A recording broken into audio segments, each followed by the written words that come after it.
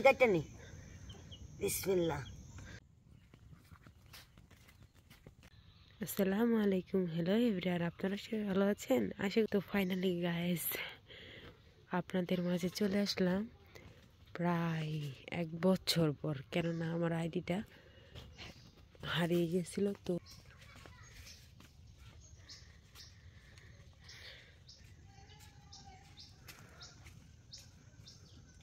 সাঙ্গর কত সুন্দর লাউ ধরেছে, অনেক সুন্দর সুন্দর লাউ হয়েছে। আজকে আমরা লাউ খেতে আসলাম, একটা সকালেরই আমরা রান্না খাওয়া থাকবো। আমরা নতুন গাছে লাউ হয়েছে এই মাত্র, আর খাই নাই, আজকেই পড়তো। আমরা লাউটা খাইতে মামা লাউটা নিতাম এটাই কাটি। হ্যাঁ এটাই কাটটা নি বিসমিল্লাহ। প্রথম গাছের লাউ।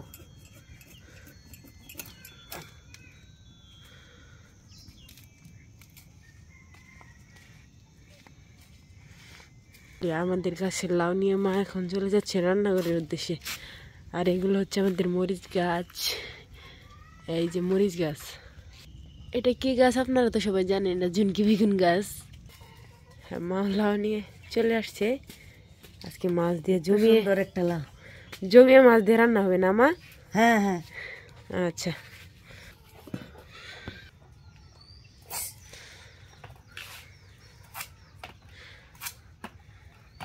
আমাদের মা লাউগুলো চাক চাক করে কেটে নিতেছে, মাছ দিয়ে রান্না করবে। সবগুলো এক সাইজের হলে ভালো লাগে।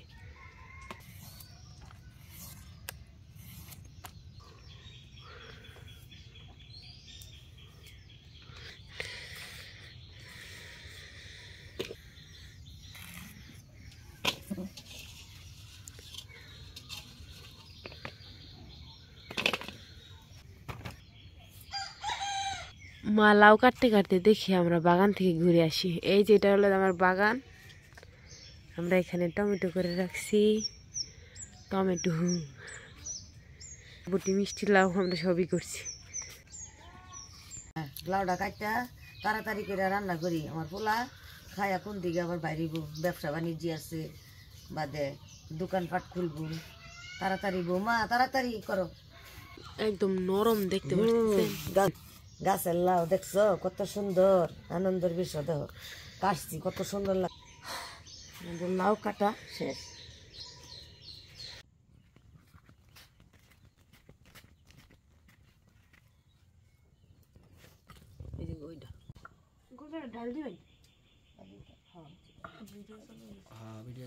আমরা দেশের বাড়িতে হোলা দিয়ে আগুন ধরাই আর গয়ডা দিয়ে রান্না করি। গরুর গোবর দিয়ে রান্না করা হয়, গয়ডা বানানো হয়। মাছ চুলার মধ্যে কড়াইটা বসিয়ে নিল। তো লাউ রান্নার জন্য প্রস্তুতি নিতেছেন তো আম্মু? হ্যাঁ হ্যাঁ নিতাছি। প্রথমে মা তেল দিয়ে নিবে।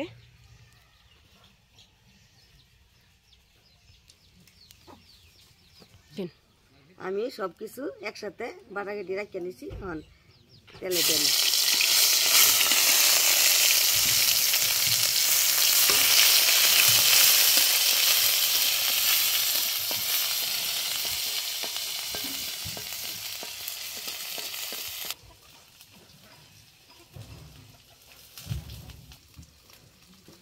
মশলা ভাজা হয়ে গেছে, তো পানি দিয়ে দেবো। এরকম খা আমার পরিমাণ মতন। এই যে কাঁচামরিচ, লাউ রান্না করলে আমরা কাঁচামরিচ বেটে দিই, কেননা কাঁচামরিচ দিলে লাউয়ের রান্নাটা খুব ভালো হয়। বেশি বুঝতে পারছি ভিজা।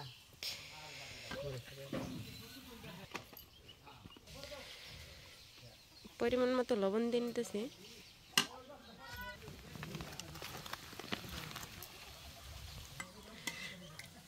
এখানে আমরা 2টা রুই মাছের মাথা পিস নিয়ে নিচ্ছি, এগুলো দিয়ে আজকে রান্না করবো।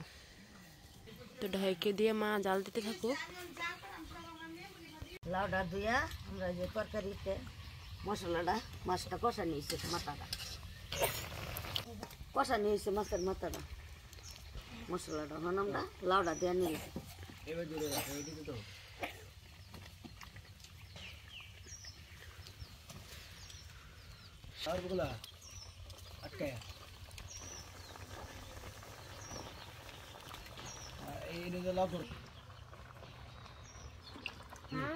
পুরাটা